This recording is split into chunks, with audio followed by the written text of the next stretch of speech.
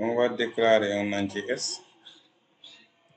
Un entier S dont je vais l'initialiser à 0.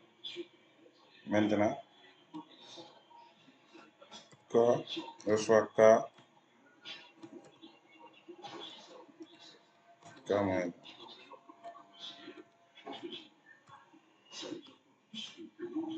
S égale S plus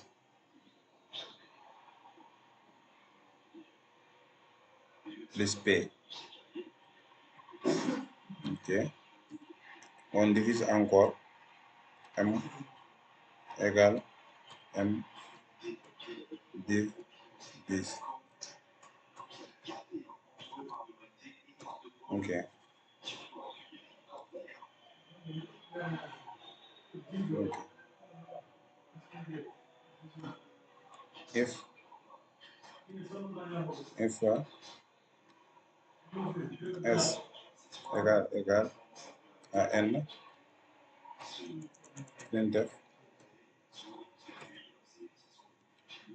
le nombre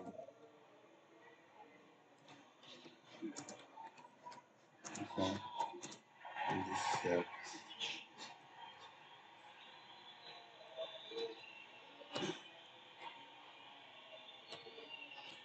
Sinon,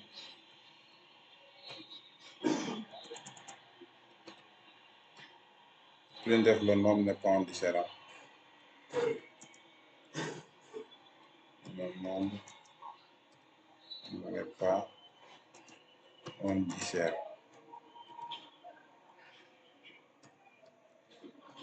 Ok.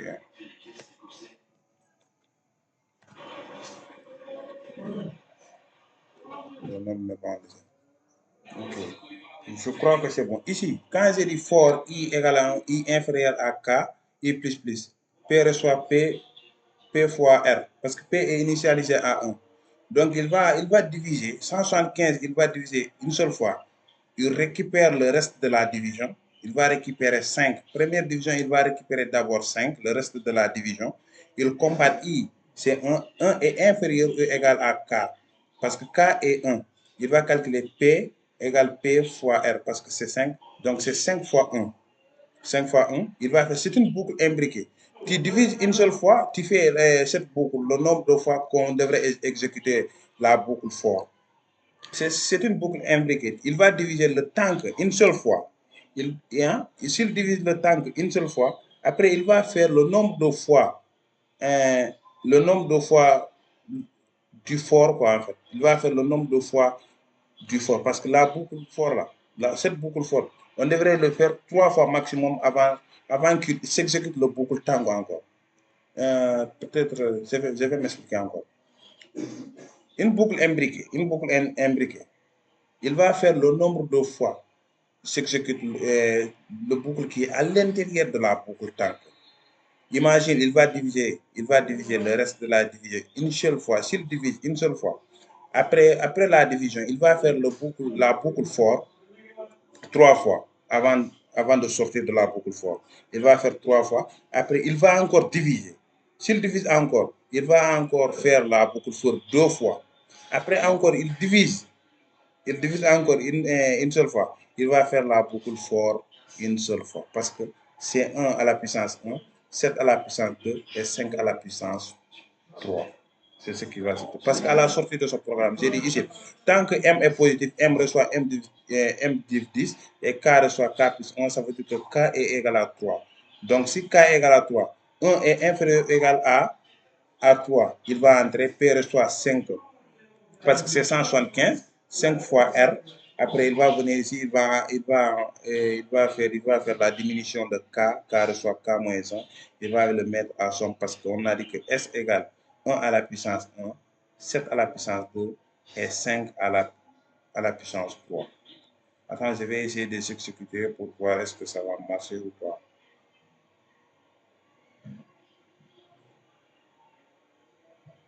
175. C'est un nombre, le nombre est différent.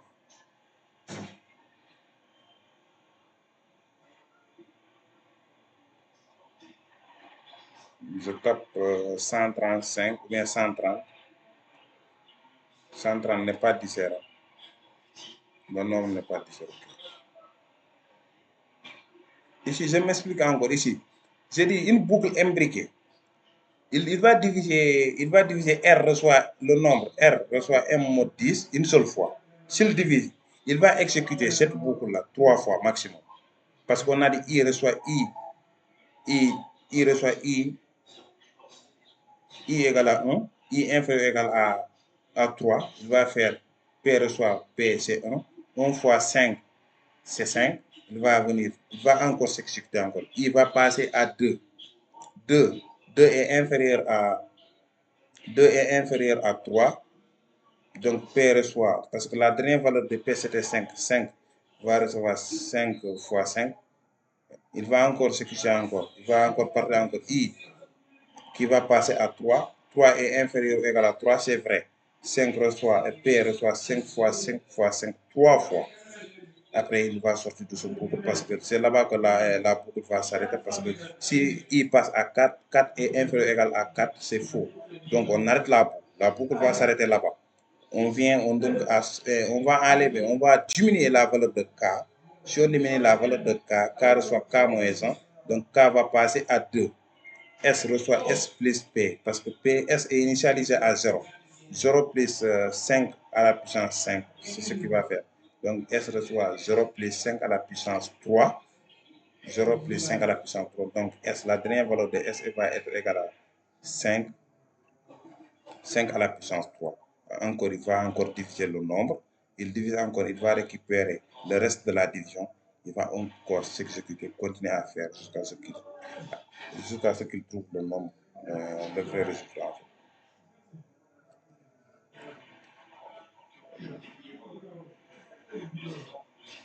175.